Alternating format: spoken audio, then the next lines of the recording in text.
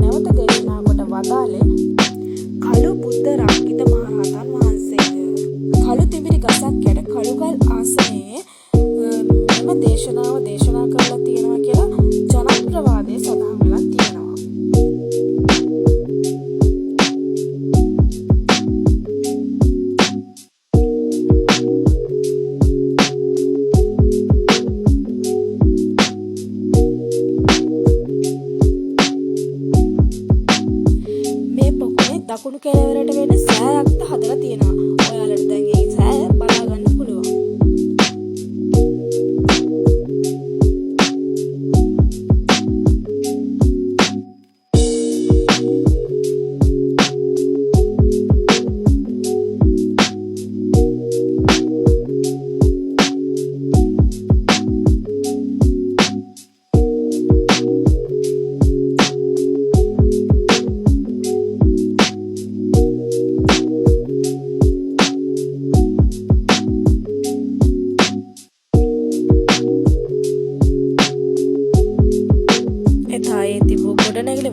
නටබුන් අද වන විට දක්නව තිබෙනවා.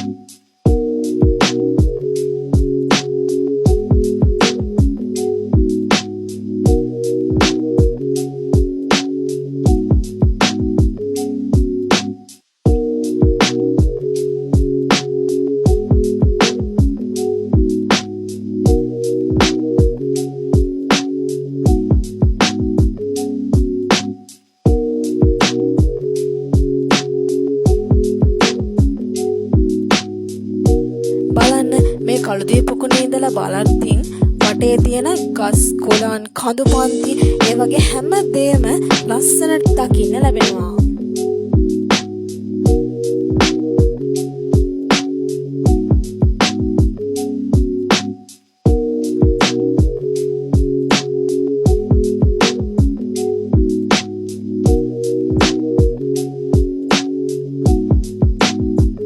බලන්නකෝ අපිට විච් චක්‍රතැබ්බ මාළිගේ සෙව පුවත් කැරුණා ලිස්සනවා.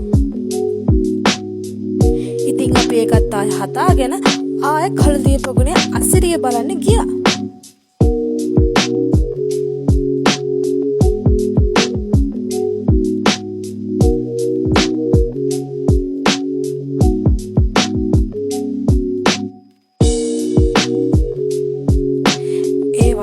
මාර සීතලක් තියෙන්නේ. මම නම් හිතුවේ රස්නෙම රස්නේ ඇති කියලා. මොකද අවුව මාර තදට තිබ්බ නිසා. ඒත් ඒක මාරම සීතලයි. ඔයාලට පේන්න තිබ්බ ආකෘතිය සංඝමිත්තාන්තරණීන් වහන්සේ ලක්දිවට වැඩම කරද්දී ඒ ශ්‍රී මහා බෝධිය වඩම්මපු නැව.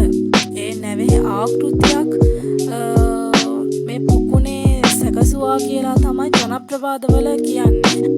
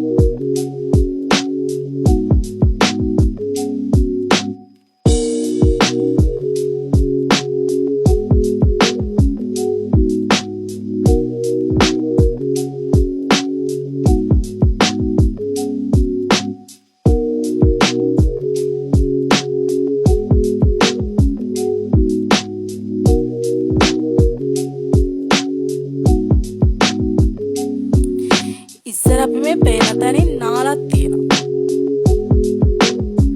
දැන් නම් ඉතින් නාන්නේ නැහැ. මොකද කවුරුත් දැන් එහෙම වැඩි ඕකේ නාන්නේ නැති නිසා.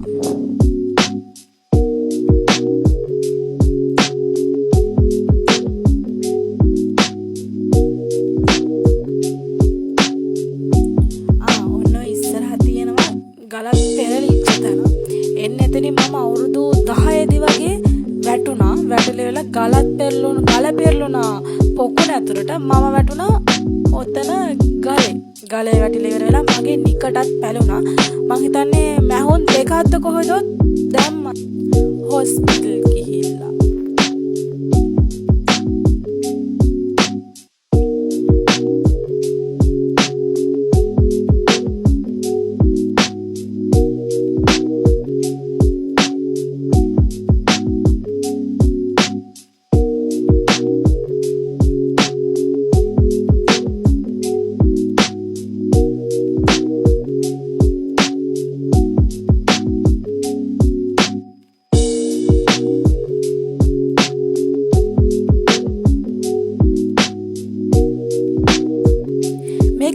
පොකුණේ තපෝවනය කියලා ආරාමයක් තියෙනවා.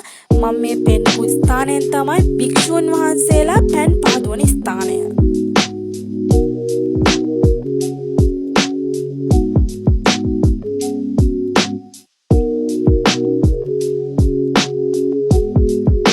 මෙන්න මේ පේන තියෙන ගල්පීලි.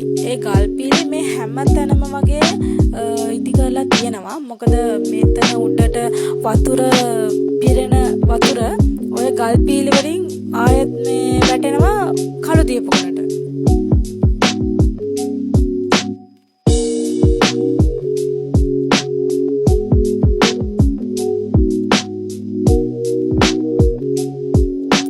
මේ පරිසරයට ආවම ඕනම කෙනෙක්ගේ හිත සංසුන් වෙලා හිත නිවෙනවා.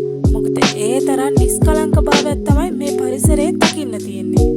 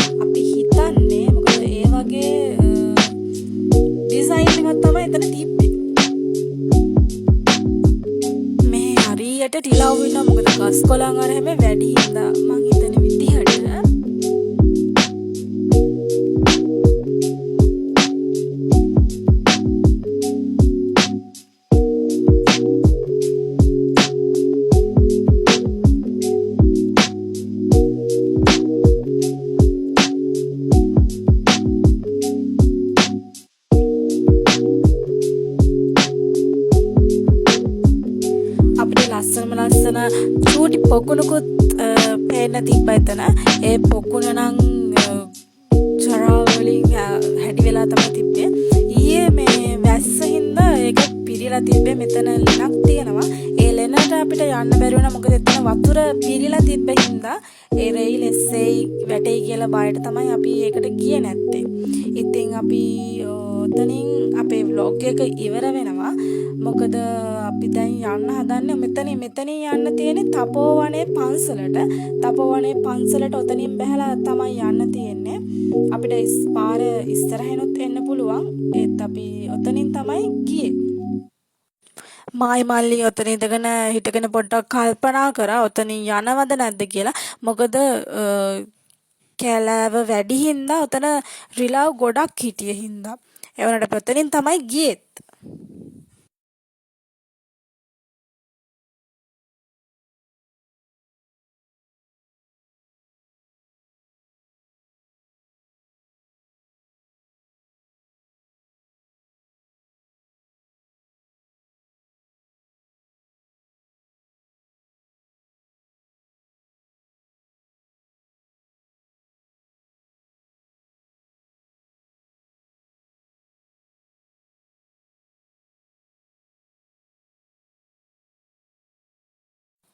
ඉතින් guys bye bye. මෙතනින් අපේ vlog එක අදට ඉවර වෙනවා. ඔයාලා මගේ YouTube channel එක subscribe කරලා නැත්නම් subscribe කරන්න අමතක කරන්න එපා. bye bye. අලුත් vlog එකකින් හම්බ වෙමු. එතකන් ඔයාලා පරිස්සමෙන් සතුටින් ඉන්න.